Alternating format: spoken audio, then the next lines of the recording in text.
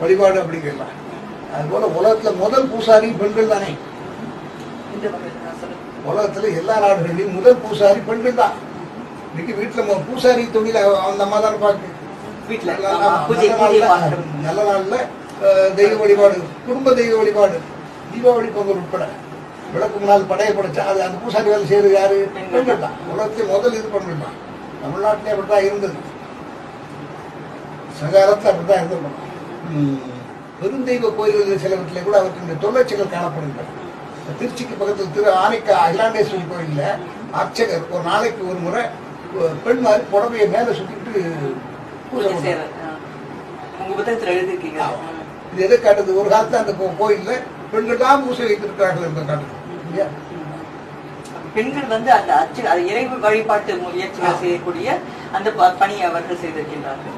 ஆனா படிப்படியாக கால ஓட்டத்துல வந்து பெண்களை வந்து கோயில இருந்து தள்ளி வைக்கப்படுகிற சூழல். ஆனாருக்கு இது வந்தவுடனே வைதிகத்தினுடைய கோட்பாடு, குறிப்பாக திருட்டு கோட்பாடு வந்தவுடனே அது ஒன்ன காட்டியே பெண்களை எல்லா வகையிலும் அடிமை செய்தார்.